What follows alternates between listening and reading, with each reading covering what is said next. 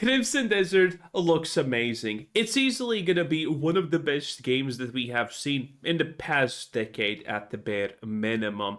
And now, since a couple of people were given access to a very exclusive demo of the game, including obviously myself, but you know me, I'm very humble and a very kind person, so I declined it and gave it to, less fortunate people to, have the experience with the demo. And after the demo, it's getting even better because people are finding it hard to say anything truly negative about the game. You really need to search hard currently to find anything that is not absolutely amazing.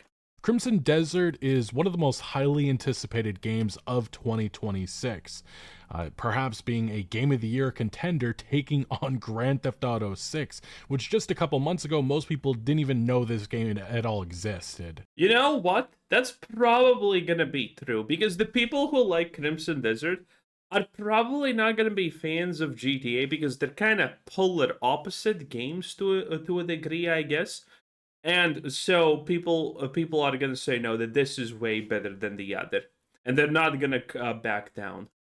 And now it is the talk. Everybody is talking about what Crimson Desert could represent because everything about this experience, it just feels not real. And that's why the conversation online still continues to be, is this game too good to be true? But the thing is, people have been playing Crimson Desert. People have been giving their opinion on this game for quite some time. This isn't like the developer is just hiding footage or hiding game. No, people have had access to this and they've been giving their opinion and they've been saying, no, everything you're seeing on the screen is absolutely true.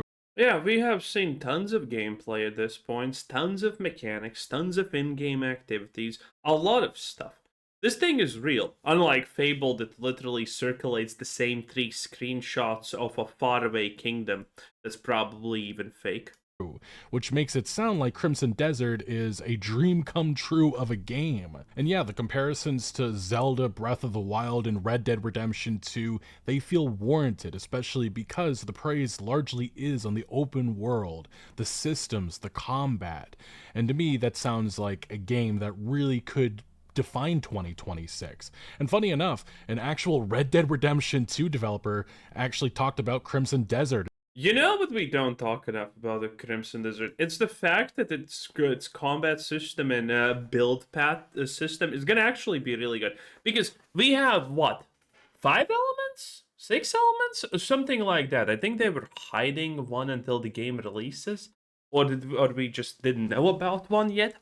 But you can apply these elements to every attack, and obviously it's going to change the element, but it may also change how certain things actually function, which is going to create a massive build diversity. Because one of the things we have not seen too much info about is, we know that there's going to be abilities to learn and stuff like that, but we have not seen how many diverse builds they're going to be. And with the proposition of adding an element to everything through a magic bracelet, it seems like there's going to be a lot of opportunities for build crafting also, which is going to be amazing. And said that he believes that it could beat GTA 6 based on what he's seen about this game. This is a former RDR2 senior animator, Mike York, and he believes it has the potential to beat GTA 6 for Game of the Year. York added this could be a really incredible game, you guys, while reacting to the features, praising its attention to detail, including environmental physics, and its wide range of mechanics. And this Red Dead developer was not the only developer in this industry that had some praise to dish out for the Pearl Abyss team, because Cory Barlog of Sony Santa Monica also congratulated the Crimson Desert team, saying the game is looking really great. Wow, yeah, dude, listen, I'm not gonna take a Sony developer seriously, okay? Please pass on my admiration and congratulations for what the team has achieved. Truly cannot wait to get lost in this world. And these are not the only developers in this industry that believe in what Pearl Abyss has been building, because this is actual interesting revelation that reemerged, and it's the fact that Sony tried to lock up Crimson Desert as a timed PlayStation exclusive. And this is according to a translation of a resurfaced... Yeah, we talked about this, and Crimson Desert Pearl Abyss smartly said, no, Chief, why the hell would we do something like that? Pearl Abyss and They're gonna have microtransactions, so obviously getting to all the platforms is gonna be better than just being stuck with Sony. And considering the hype to everything, I mean, Sony probably needs to offer them in the hundreds of millions, $500 million maybe, to actually make this even potentially worth their time if everything turns out nicely. investor relations report, the studio said it was approached by Sony with the pitch that Sony would pay to make PlayStation its publisher and in turn lock up an exclusive deal that would launch on PlayStation, avoid Xbox for an entire year. The PC distribution rights also would have been Sony's, but Pearl Abyss said no. Rather, despite considering the offer, it decided to self-publish because they believed in the experience that they were building. They decided to self-publish because if you have the money, there's no reason to get a publisher. People don't understand this. And as far as I understand, a lot of indie developers actually kind of get baited by this. They get approached by a publisher who's literally like, oh, I'm going to take 50% of the sales income and shit. And, or, you know, I'm going to take the first 200K profit off of this game, and then I'm going to do things for you. But these things are not worth it. This is the same as joining a YouTube organization or something like that back in the day, or even honestly now. Joining a, you know, what's it called, partner program. It's pointless. They don't do anything for you. And this is what a lot of indie games actually fall for. And Pearl Abyss, needless to say, is smart enough to understand that, wait a minute, why do we need a publisher? We have the money to do everything that we want. We got the money for marketing. We know how to do marketing. There's no need. Publishers just take money away from you. And there was also another little interesting tidbit within this report, and it was the fact that Sony was making comparisons to the success that they saw with the samurai blockbuster Ghost of Tsushima, which sold around 10 million copies. Wait. Also, notice how when we're talking about success, and even Sony brings up it themselves, they're never saying, "Oh, Ghost of Yote, remember that one? That was a massive success." No. They're always Ghost of Tsushima. Do you want to be Ghost of Tsushima? No one's saying Ghost of Yote. I have seen this already like 3 times, that Sony themselves don't mention Ghost of Yote as a success, but it's always Tsushima. And again, I covered why Ghost of Yote is not, in fact, a success. They believed it could reach that massive sales target. And that tells me that Sony sees that this could be an absolute behemoth of an experience. Now, we've been continuing to... Well, Sony also bought Concord for 400 million, so I wouldn't trust Sony to make these decisions, honestly. Learn more and more information about Crimson Desert because there is just so much here, so much to unpack. But we have found out that Crimson Desert has no adjustable difficulty settings. There has been some criticism in this regard, but I think the way that they're describing it, it does make a lot of sense. And they were specifically, Crimson Desert's director of marketing said that the answer has kind of changed over the years, so it's good to clear up any misconceptions about that. And there is no difficulty settings, but there is a single difficulty curve for the game, and that actually plays into the set not scaling difficulty of enemies within the world. And as this person says, think about it, if you're stuck on an encounter, you're able to over prepare and scale up past that. So that's what that allows you to do in the world. The game is not meant to be incredibly easy. It's not meant to be incredibly hard. It's meant to have a variety of content and give you a ton of options within the world. And yes, we continue to see new footage like this. Yeah, it's just absolutely stunning. Yeah.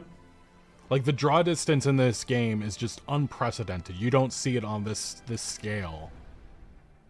Like, look at that. And they've made sure to mention that everywhere, like, this is the most infamous thing you see with these open world games, but everywhere you can see, you can go in this game. There's just tons of variety with the biomes and different places and different things and encounters we're going to be able to have within this open world. And yes, that's why the comparisons to Zelda Breath of the Wild, that's the immediate one that a lot of people have, especially just because of the technology that is fueling this game. But it looks extremely impressive, and again, it goes back to the systems, the abilities you have. You can glide through the air. There's different mounts. There's just so much here.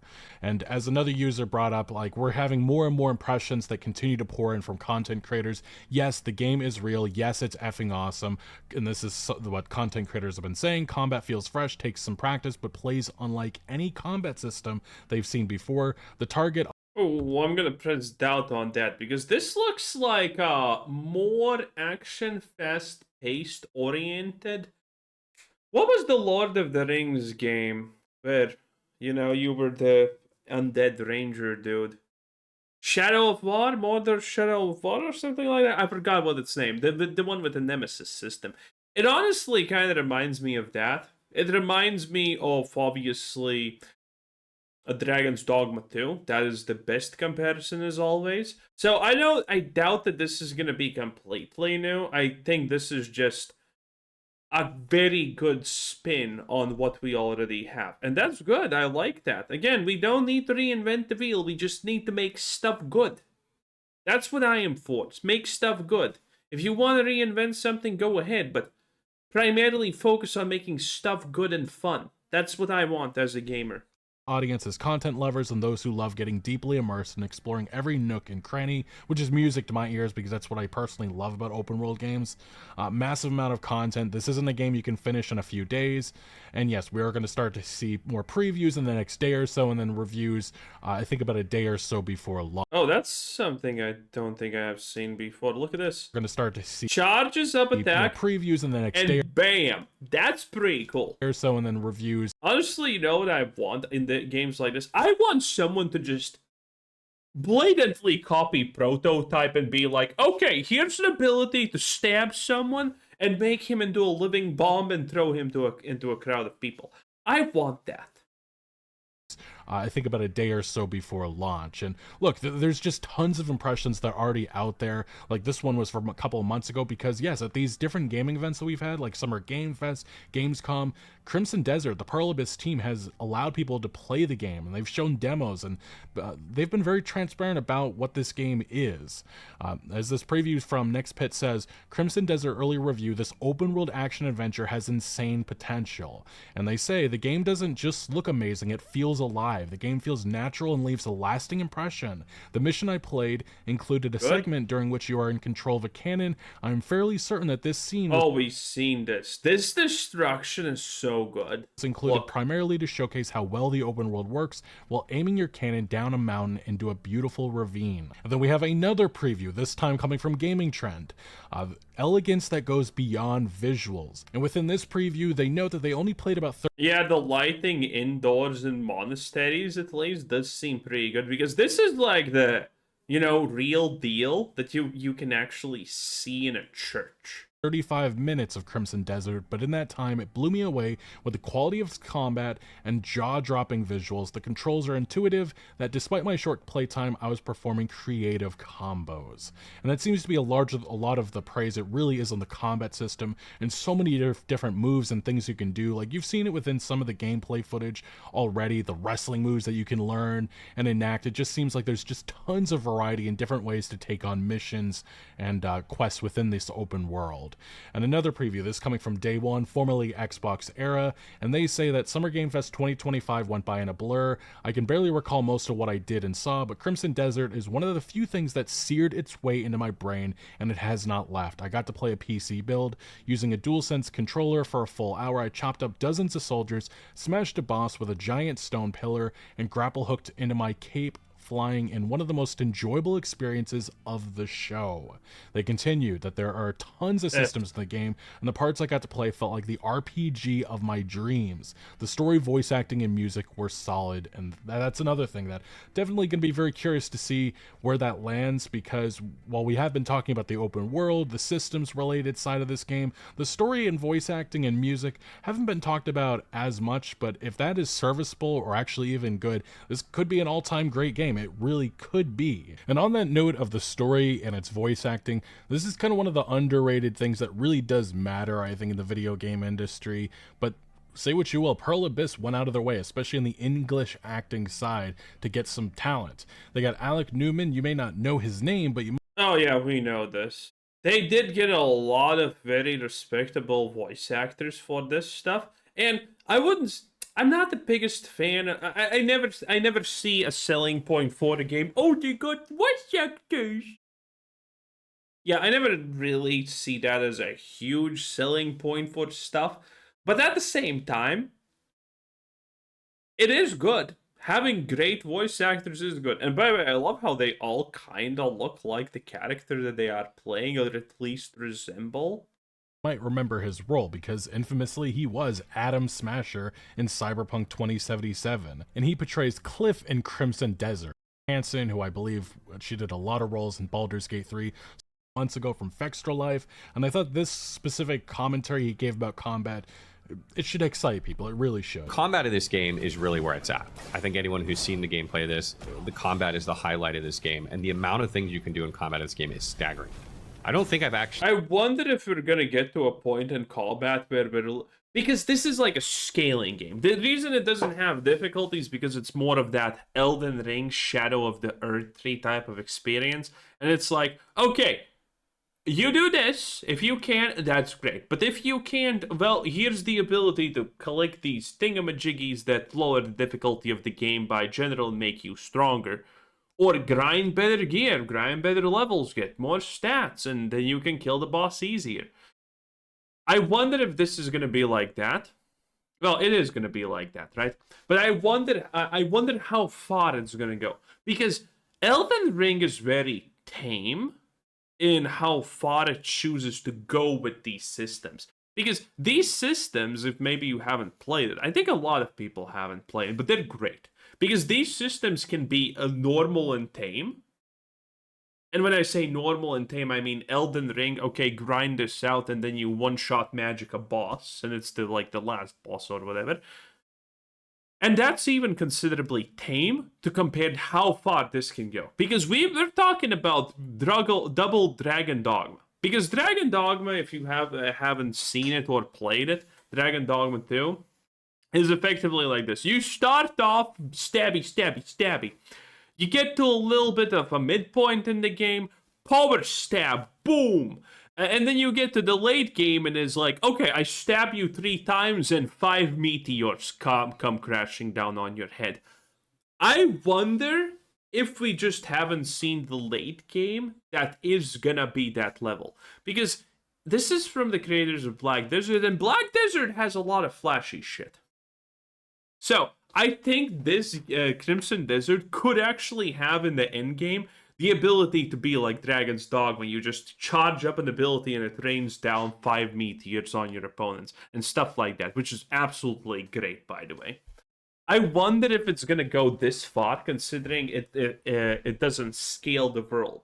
Really played a game or an action game or action role-playing game recently that has this amount of customization in terms of the moves that you can do in combat. There are just so many different attacks and defensive maneuvers that you can do. And yeah, it definitely sounds like this is largely because of the MMO background that Pearl Abyss has been known for with Black Desert Online, but you see some of that influence on this experience specifically. In combat, it's almost overwhelming. It reminds me of like trying to learn like Mortal Kombat or something when I was a kid.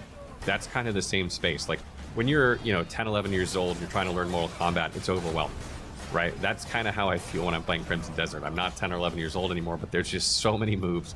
It's so hard to memorize all of them. And I think what that's done with this game is it's created a higher skill floor, but a much higher skill ceiling for this game. So I think the players who are really, really good at this game and master the combat, you're going to see them do some insane things in this game. But I think your average player is going to struggle a little bit more to get the rhythm of controls.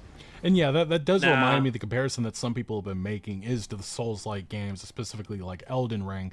But we've already talked about this last video about Crimson Desert. Me, by the way. That's me. I'm the only one who's comparing this thing to Elden Ring. Even though it's really, I think it's obviously is.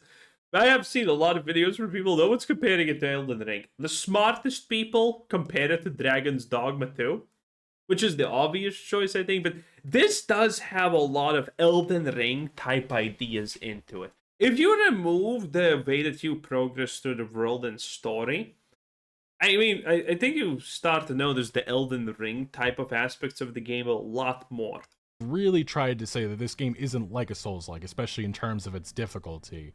But I definitely think with the gameplay variety, you kind of see at least some of the comparisons that could be made to Elden Ring. Next, though, we have another gameplay preview, this time coming from Joraptor. This was uploaded just a couple of days ago, and he talked about Oh boy, Joe Raptor, our boy. different part of this experience that stood out to him. What does set the game apart though from what I played is the amount of tools it gives you to use in this sandbox. We have seen all of this. Like the spider web. One thing I did during my play session is launch myself in the air with this spinning move, then use the crow wings to glide and then shoot an enemy in the head with the bow. But you can also use it to pull yourself to a wall and start climbing, as we should be able to climb most surfaces as long as you have stamina. But you can also grab a wall and then launch yourself over it to surprise enemies with a body slam, or pull a tree back and do the same. You can use it to break your fall, grab an enemy off their mount to use it against them. Probably one. There's gonna be so many meme videos, by the way, of people using physics and the grappling hook to find creative ways to destroy enemies. Of the coolest uses. So while this web is required to take out the giant stoneback crab boss by launching yourself onto her back to deal damage, it also opens up a ton of other possibilities in combat and traversal. But it gets There's just so much variety here. It is unprecedented, and that's what makes this game so exciting in many regards. But lastly, we do have another preview, and this is the one that has been the talk, especially in the last couple of days, and it's the one from Digital Foundry. And they really talk about the Oh yeah, they talk about the, hardware aspects of this, which I don't understand anything of. technical side, and even they are glowing about this experience. As it says on their website, with this feature, rich on ray tracing without compromising performance. And one thing that hasn't been talked about Crimson Desert is that this is a PC first studio. And we don't see that very often anymore. The last big example of that was, infamously, Cyberpunk 2077, and that's why, some of the comparisons have been made between the two games. And it's because the console performance versus PC was just so different. And that's why I genuinely think the Pearl Abyss team has to know that. They have to know that they can't get console performance wrong. And that's why I'm a little less nervous, because I do think the gaming industry has learned that lesson. But also, you just don't see a lot of developers stay with the PC first mentality. Like CD Projekt Red infamously just said recently that they're no longer a PC first studio. They prioritize console. And that's why it's just rather Well, after all of their money setbacks, yeah, probably, because they're getting paid, boy. notable, because you just don't see this as often. But that's why I think if you're going to want the best experience out of this game, it genuinely sounds like it's going to happen on PC. But even then, some of the footage that we have seen at the State of Play I wonder if there's gonna be modding. a couple months ago, which was, PlayStation. Modding is something no one has talked about as far as I know, but this is a single player game, which means there's gonna be modding. And judging by their engine, I'm not sure if this is bad modding or good modding. I'm pretty sure people are gonna mod the shit out of it. And I can't honestly wait for it. People misunderstand how many people like modding. Everyone likes modding, but maybe 1% of the player base actually does. Well, at this point, it's maybe 3%. Modding has been growing astonishingly in the last couple of years, honestly. The discussions around modding, how good it is has grown tenfold, honestly. Especially because of the stuff like Fallout New London, which completely humiliated Bethesda. But then again, Bethesda's Shadow humiliates Bethesda at this point. So, still really great, but you get the point. A lot of people like modding, but not a lot of people actually download mods. They're just a great thing. I love modding personally, but I rarely download mods. Even though I really should, because I know I would enjoy them, because I have already enjoyed them. And Crimson Desert seems like a prime candidate to get modded the shit out of. So I wonder if there is some modding compatibility, because Pearl Abyss is... were they an Eastern company? I think they were. I think they were some kind of Asian-esque company or whatever. So it's hard to tell what their stance on modding would be. Now, granted, it doesn't matter what their stance is. People are going to mod this bad boy. It's hard to say because they want microtransactions, so if you mod the game and microtransactions no longer work, they would be probably pretty pissed about that. But if modding in Crimson Desert is actually like an intended thing, the thing that they are kind of opening up or allowing for people, this is gonna be amazing. Everything that we know about this game already just gives us so much feels, because you need to understand one thing. Crimson Desert has a lot of things. One of the reasons why people thought initially the Crimson Desert is a scam, that it's not real and all of those things, which was understandable, by the way, is because it just offers so much. It allows you to do this, that, this, and that. Crafting, fishing, tailoring, I don't know, painting. Is that a thing? Probably not.